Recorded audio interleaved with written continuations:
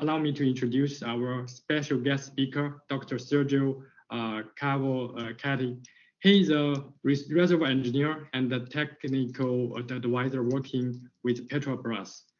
He works with pre-salt reservoirs located in Brazil, and his work and research interests include reservoir modeling and simulation of heterogeneous and fractured reservoirs, computational simulation, CO2 EOR, and foam modeling, and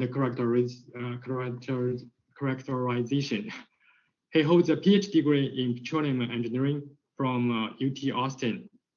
He's very knowledgeable about the challenges on Karst, characterization, and simulation. Actually, he gave us a lot of inspiration and is very supportive on our research. Dr. Sergio, thank you very much, and please go ahead with your talk. Thank you, Dr. Miao, for this nice introduction. It's an honor to be here sharing stage with you and Dr. Stepanuri. And I thank you all who are here watching this presentation, where we're going to talk about challenges on Karst characterization and simulation. Okay, so I'm Sergio. I have a huge name, so just please call me Sergio. And this presentation was also done by my colleague Daniel Halak from Petrobras. Okay. First of all, I would like to make that disclaimer here, that the opinions that I'm expressing in this presentation, they are my opinions, okay? This is a technical presentation where I'm gonna share my knowledge and my ideas on the topic. And those opinions, they do not necessarily are those of Petrobras, okay? The company that I work for. Now, what am I planning to share with you today, okay? The idea today is to discuss and try to answer some of these questions, or at least discuss these questions. First, what are fractures, bugs, and Karst, the main topic of this workshop? What formulations do we have available, and what are the pitfalls? What can we do today to make decisions for those types of reservoirs? What have we done so far? And I think the main question, and the one that we should start working as soon as we can, what about the future? How should we dynamic model the dynamic behavior of those geological features? Okay. Now, in terms of definitions, most of you might know, but fractures, they are a kind of discontinuity, right? Usually they are caused by brittle failure in rocks, and they might happen in different scales. For example, a fault is a large scale fracture that usually crosses a whole reservoir or a whole reservoir zone. Okay. Another concept related to the fracture is the fracture media, also known as joints. It's a type of fracture system, right? And this fracture system usually is characterized by a set of extensive naturally occurring fractures. And on a given reservoir, we might have one joint, but also we might have multiple joints forming a joint system.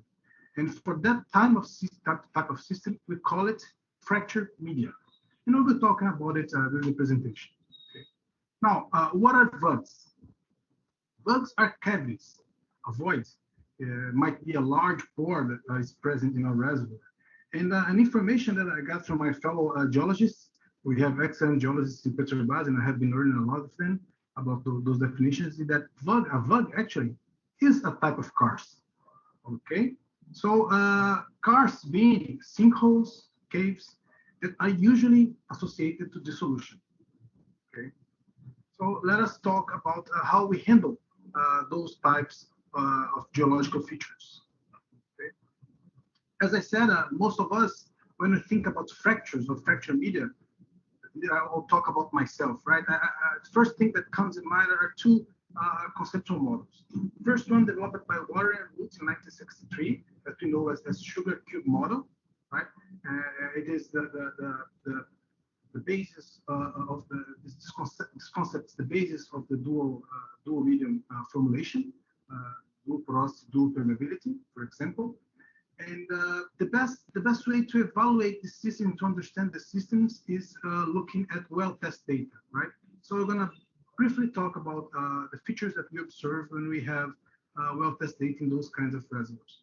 What we actually can see in this, the first diagnostic, if we have a heterogeneous systems, is this behavior of the derivative, where we have a part of the derivative that is describing the transmissivity of the fracture media, and another part that is describing the transmissivity of the matrix. And of course, with this derivative data, we are able to estimate the storativity ratio and also the transmissivity of the system, having a good idea of how heterogeneous is a reservoir, right?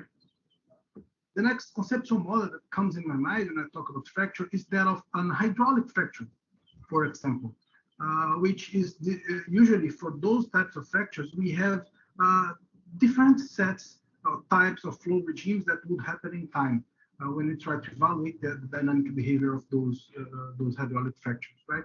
We might start with a linear flow, and then at some point have a pseudo-radial flow that is usually characterized by this derivative here, okay, where we have first a linear flow and then a pseudo-radial flow that is developed, right? So that's what comes into my mind when I talk about fracture and fracture media. But we know that the reservoirs, they might be, most of them they are, especially carbonates, much more heterogeneous, right? And here I'm bringing you a few works from literature where they show, for example, that heterogeneities in our reservoirs, they are scale dependent, right? Here we see caves that might be modeled at a field scale, right? But if we evaluate a given region of that huge reservoir, we might find mesoscale heterogeneities. And if we go even further, we could find microscale heterogeneities, right? And all of those, they might have a huge impact on flow and on decisions that we might take in order to produce from those reservoirs, right? Other fellow researchers from the literature, they have done some studies where they model those types of systems with bugs and fractures, right? And the idea of Wu et al. In his research was to develop a model that could evaluate the flow in a medium composed by bugs and fractures. So here he was capable of evaluating isolated vugs and connected vugs. And the results, they are intuitive, but then very clear, where we can see that with or without unconnected vugs, we don't see much difference in the derivatives when we try to evaluate this type of reservoir, right? Because unconnected vugs, the amount of influence that they might bring to the dynamic behavior depends on its size and, of course, on connectivity. As I said, it's really important to characterize connectivity. Right? When we evaluate the derivative of another system, now having a fracture to provide connectivity between those vugs, we actually see a pretty good difference in the derivative that we obtain as we vary that conductivity. So what I want for us to keep in mind is having vugs might bring us some heterogeneity to the system, but the connectivity itself, that a system that provides connectivity, that's the important one. That's where we should act and try to understand. Okay. Now, it's good to see conceptual models, right? As that one that we've seen in the previous slide. But here, Lee et al. In 2019, they developed a concept of a kind of a very heterogeneous system. Okay. This system is known as a fault, right? And all the elements that compose the surroundings of a given fault. Right? So we can call this a fracture core, which is composed by a fault core, which contains the main fault and other elements such as fractures and might contain bugs caused by dissolution. We have a damaged zone that usually have a lot of fractures happening there and providing that might provide connectivity, and a host rock that we might call it as the matrix. Right? Here in these three examples, we see that this type of geological feature, it might have different, might influence differently the dynamic response of a reservoir depending on the scale of the core or the fault core, the amount of bugs that we have in the region, the amount of fractures and the connectivity level of those fractures in the damage zone. So it's really important for us to be able to represent all those different systems and be able to evaluate dynamic behavior properly, right? Now, let's suppose we have that problem in our hands. We have a heterogeneous reservoir, and I think we have a conceptual model that tells us that we have fracture corridors. Let us do the first thing that we should do and evaluate a well test from a given well that we had the opportunity to drill in that domain, okay? Now, what do we see? What might we see in this derivative? As we were always showed in the research, the derivative might look like a dual porosity system, right? And someone looking at that derivative would say, okay, here I see the influence of the matrix, and I see where the matrix starts to feed that high connectivity system, the fracture network. And we might erroneously think that this system is a simple fractured media, and we might be okay by using dual porosity, dual permeability formulation, right? Well, that's not true. For that derivative, we have that derivative was built for a domain composed of bugs, fractures with different levels of connectivities. And again, it's really hard to characterize and to locate those geological features in our models, right? Much of that complexity is due to multiple systems that are interacting with each other at different scales. Okay?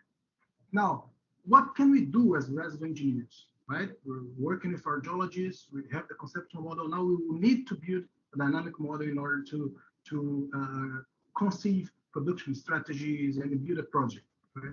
Well, as we know, we have a matrix, we have a fracture system, and we have a fault core that might have, for example, fractures in voids dissolutions, right? Well, to model that dynamically, we accept that Darcy flow works for the matrix, and I'm sure no one would doubt that premise, right?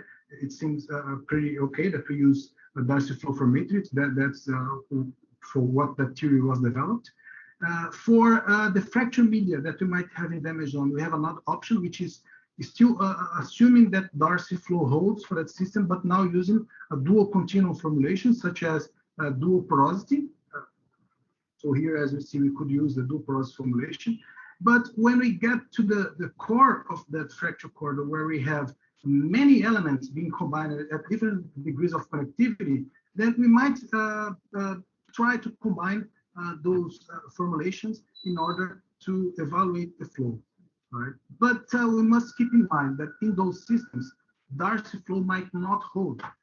So what about non-Darcy flow? What should we do about that, right? First thing that anyone could keep in mind is, okay, we have fourth-channel equation that is available in many commercial simulators. Should we use that? Hold that thought, and we'll get to it in the next slide, okay? About Darcy flow, the main formulation that we use for our reservoirs, widely used, implemented in all reservoir simulation, is the basis of what we do, right? It was developed for a porous media, right, for a matrix. Here's Darcy. So we thank this guy for his research, and he allowed us to do what we do today, right? And here is his experiment. The experiment, a very simple experiment that he developed to create that concept, a really important concept, which is permeability. And what is important to get from that slide? Well, permeability is a constant that defines the linear relation between flow and pressure gradient, right? So in order to use the permeability concept, or even if you use it not knowing, but using that concept, mandatorily we are assuming that we have that linear relationship. We got that concept, the industry got that concept, and we extended that concept to multi-phase flow. And what have we done to extend that concept? We actually defined it as effective permeability. Effective permeability has been the permeability of a given fluid that flows with more than one phase, right? It's a given phase that flows in a porous media. As we can see, related to effective permeability, we have relative permeability, and here's how we model multi-phase flow, still assuming that Darcy holds. So for effective permeability, we are assuming that it is also a linear relation between flow rate and gradient and pressure gradient. I told you we would come back to the Forchheim equation because that's the first option we have to model non-Darcy flow, right? And it seems pretty intuitive to use it because what Forchheim developed, he actually proposed another term for that equation where the gradient of pressure is not now a linear relationship, but might be dependent on the square of velocity, right? And that actually was a huge contribution because allowed us to represent some systems where we have greater radial numbers and we deviate from the behavior that we expect for the Darcy law. Okay. Now, can we use that to model Vugs and Karst? We might, but we must be aware of the premises that we have in mind, right? That we have at hand when we use that formulation. First, it was developed for a single-phase system, incompressible flow, and rigid porous media. The assumption of porous media is a strong one, and as we can see, papers that talk about the formulation, the Forchheim equation, they actually say that there is a length scale constraint on using it, right? And as we are in a porous media, we must be aware that the pore throat might be of a given size when compared to the averaging volume that we are considering. And that averaging volume should have a given size when compared to the characteristic length of the system. So this equation was built for a porous media. Hence the need. We must evaluate new formulations for karstified facies, since conventional formulations are built to solve flow in porous media. They are really useful. We should use them to take decisions, but we need to look ahead, and develop better formulations. What have we done so far in Petrobras? Me and my colleague Daniel in his master's, where I was co-advising his work, we've implemented two simulators. One that was able to solve Darcy equation and another one that was able to solve Brinkmann. And why did we choose Brinkmann? Because of its simplicity, right? We can work with a single domain. It's simpler to implement, but it has some pitfalls in terms of premises and simplifications, which is how it deals with the boundary conditions between free fluid zone and porous zone. If we want to deep further on that issue, I recommend you to read Beavers and Joseph's work about boundary conditions when using Darcy-Stokes equation, okay? But for our work, we've implemented Brinkmann, and we did a lot of comparisons, assuming a Vug system and comparing solutions with Brinkmann and Darcy. Now, here's the Brinkmann flow equation. It differs from the Forchheimer. Forchheimer adds a term which said that the gradient of pressure will vary with the square of velocity. Here, we are actually solving for velocity considering the Laplacian of it, right? As you can see, actually Brinkmann, we can go from Darcy to Stokes depending on the level of the permeability of the media. So for low permeability media, that solution will bring us to Darcy flow. When we have a high permeability media, that solution will bring us to Stokes. And by doing that, we expect to have a better representation of flow in both mediums. Here is some of our results where we verified the Brinkmann simulator with analytical solutions for single phase flow between parallel plates. As you can see, we have a very good match, both for the Brinkmann solution and for the Darcy solution using Jose law. Okay. We also have, this is for low permeability, right? For high permeability fracture system, we also, as we increase the permeability, we can see that we have a good match to the analytical solution.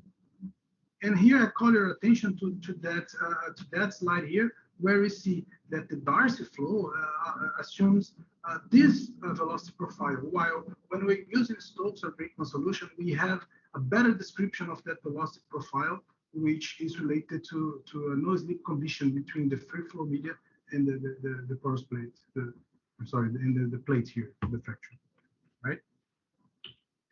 Now, as we verified our model, we've built some numerical examples to understand the flow in Karst and in Vugs.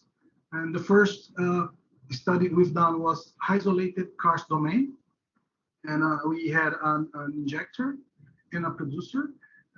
And by injecting in that tip of our model, and produced in the other one in a quarter of 5-spot scheme, we observed that there are differences between the solutions we obtain with Darcy and with Brinkmann. Right? This is the difference of velocity between Darcy and Brinkmann. And what we can see is Brinkmann provides greater velocities in that region of the Karst, providing more of a channeling feature for that multi-phase flow. Right, I forgot to tell you, but this is a multi-phase flow simulator solving for Brinkmann. So we have water and oil. Okay. But what is interesting to note here in the recovery factor graph is that even if we see that differences in velocity, recovery factor does not change that much, right? It's very similar to what we saw in the derivatives. And when we have a disconnected VUG, the impact of that VUG on the dynamic behavior of the reservoir might not be huge. Now, if we have a system where the Karst is connected by a fracture, for example, in that case, this increased connectivity will provide differences in this recovery factor, as we can see in this graph here.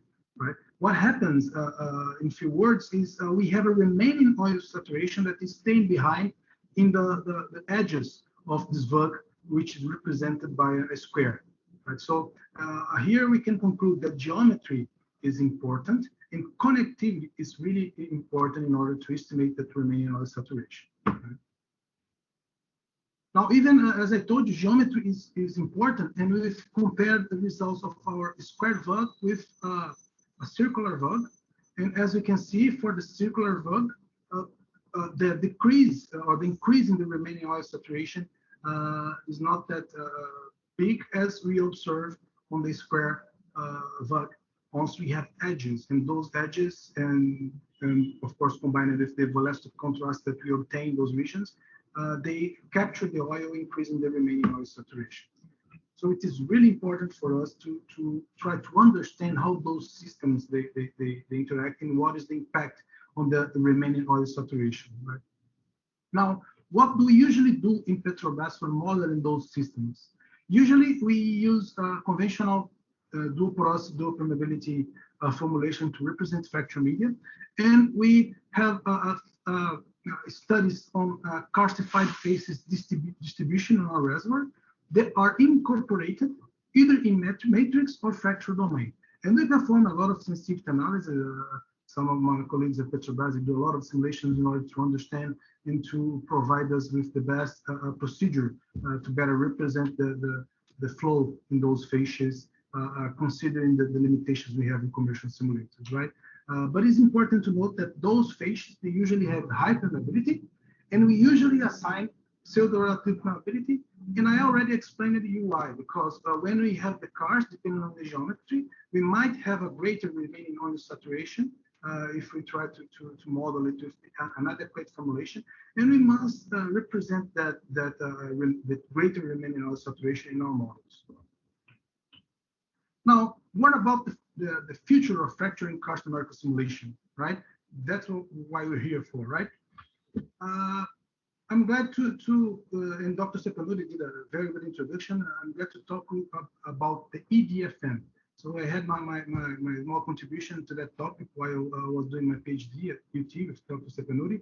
And EDFN is a new formulation for modeling fractures that allow us to represent the types of transmissibility that are needed for that system, fracture matrix system, right? So here we have transmissibility for matrix and fracture segments, fracture intersections, and fracture and wells. And by calculating those transmissibilities and assigning those transmissibilities to a given model that will be run by a simulator that allows the use of non-neighboring connections, we can represent very complex systems, right, as presented in that figure.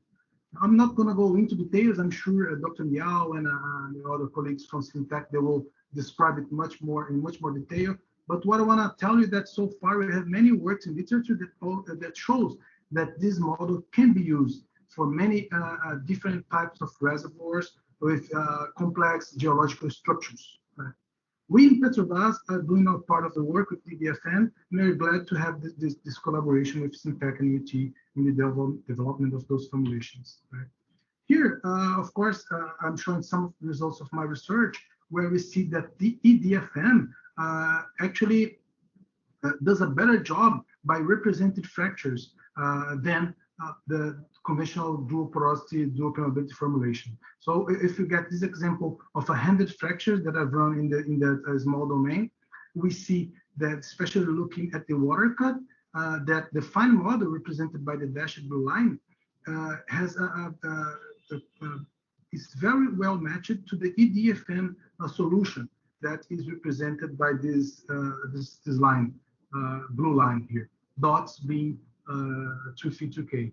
And as we see, EDFN does a very good job by representing fracture systems. Now, also in my PhD, one of the figures I have in methodology is this idealization of how to use EDFM. What would be the role of EDFM in our workflows as reservoir engineers, right? So the EDFM itself is a robust EDFM preprocessor, right? And that's where Syntac is acting right now. And but this EDFM preprocessor might be able to not only calculate transmissibility and provide and assign connections between non-neighbor connection blocks and regular matrix blocks, but this preprocessor might talk to resonance simulators. And usually, the broader the range of resonance simulators that we can use, the better, right? So in that phase here, we can, in my PhD, I use UTComp, but we can use CMG, Schlumberger's, or any other commercial simulator available in the market, right? And after simulation, where we include any phenomena that we want to model for that porous media, we might be able to observe those results in a post-processor software. And we have many of those available, right? But an important issue, an important feature of that workflow is that it's actually needed in order to allow us to better model the. I got to my 25 minutes, but I'm going to take maybe 2 or 3 minutes more. Okay, Dr. Miao. So uncertainty analysis and history matching procedures coupled to the DFN preprocessor, it's a very important step of all that evaluation, because as we know, characterizing fracture and karstified systems, it's really it's a hard task to do, and we rely a lot on dynamic data, history data. Okay. Now, what do I bring here for discussion? Actually, as a seed for a discussion, right? I bring that cycle that I think we should focus on some of those topics. We understand that fracturing votes are important for most of some reservoirs, but for most of our reservoirs in Petrovascular, for example, right? And we understand that those systems, they might be modeled with the DFN preprocessor. Right? We also understand that to model flow in those systems, we actually have to investigate other formulations and do not rely solely on Darcy formulation. Right? So we might need some simulator that can handle Darcy-Stokes simulator. And having that simulator, we'll be able to do some phenomenological studies in order to evaluate equivalent properties.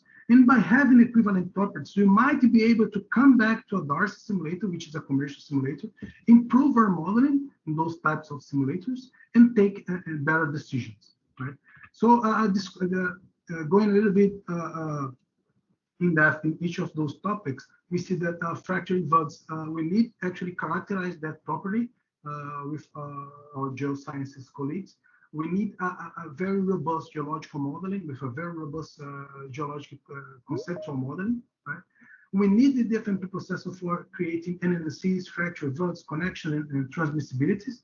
We need this simulator to properly evaluate flow in those systems. By having those phenomenological studies, we need to decide which equivalent properties should we use for those cases. And then after that, we should go to a commercial simulator running Darcy and try to get the most out of it.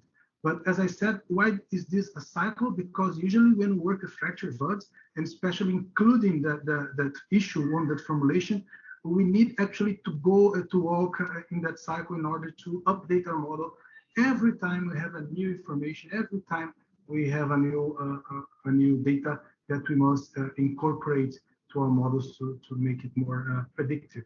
Right? And what I suggest for us is to maybe focus a little bit on DFN preprocessor, right? And think more thoroughly on our Darcy spoke simulator. What options do we have and what should we do to have an option actually if we do not have one still?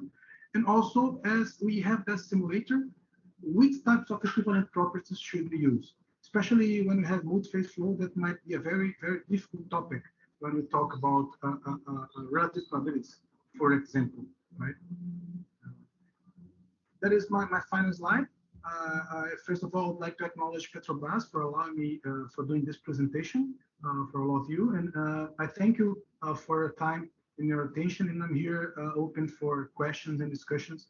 Please feel free to open your mic if Dr. Mio agrees and do your question. Thank you so much.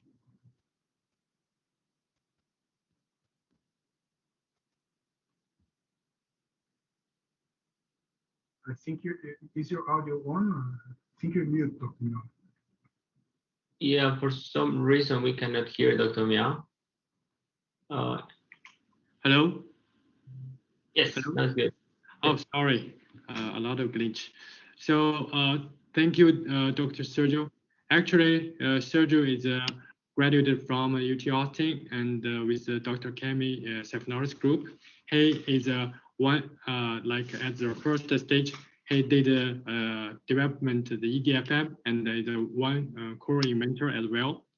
And Dr. Sergio, we got some question from the WeChat, from the chat box. Let me, this is from Borgao. Dr. Sergio, thanks for the informative talk. Aside from impact of different flow formulation of Briskman with Darcy, have you also looked at the impact of contrast in capillary pressure between matrix vs Karst? Thank you, Dr. Mio. Thank you, Borgao, for your question. For that implementation, we've neglected capillary pressure, but I understand that evaluating capillary pressure for the system, it's really important because we understand that there's great contrast, right? We have an open system where usually the capillary concept does not hold, right? It's an open system. And we have the matrix itself that might have a different workability or degrees of capillarity. And we understand it's really important to evaluate that too. Unfortunately, for that work, we didn't have we didn't implement the simulator to solve that issue. Thank you for your question.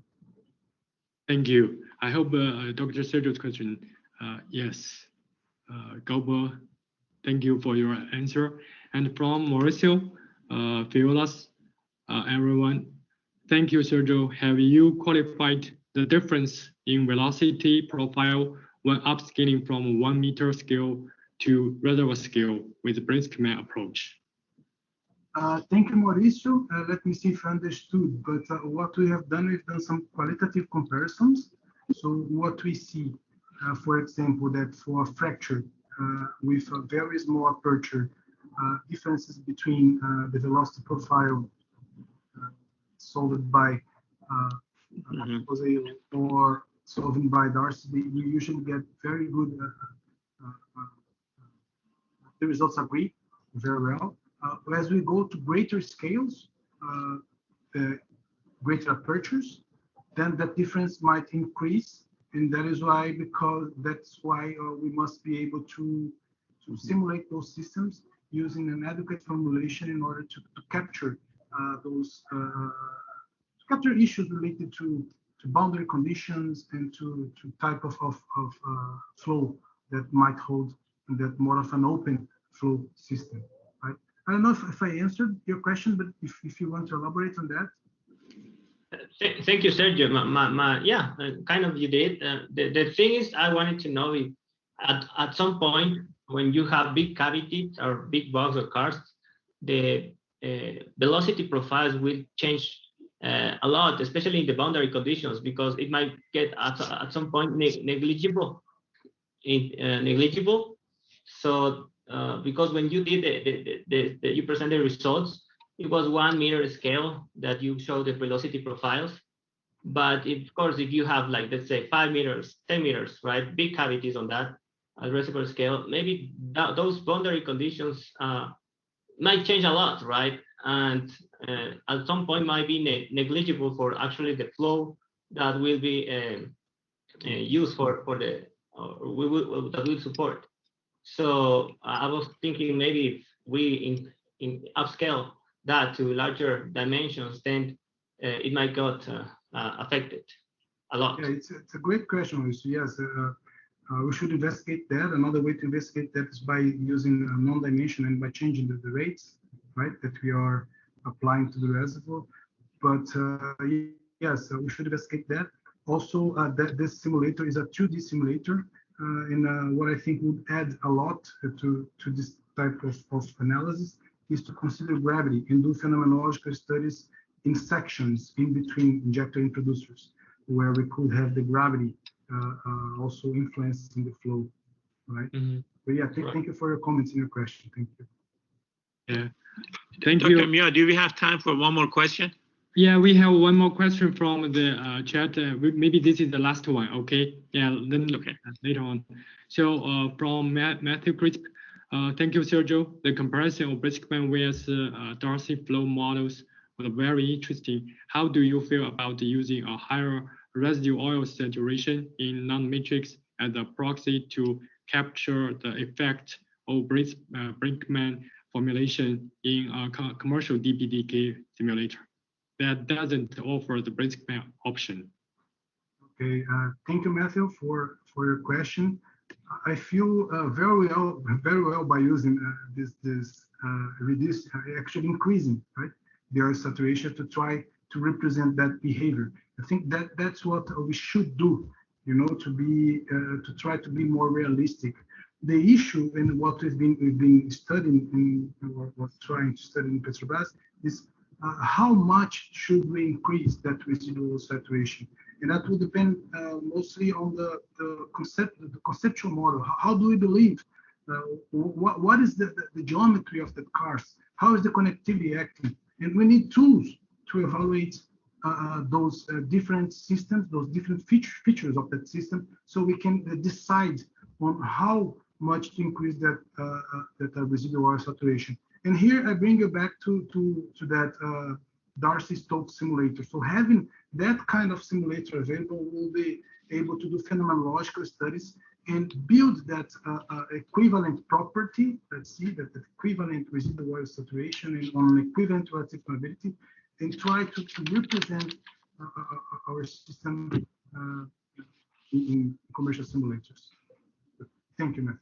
Yeah, thank you for the explanation.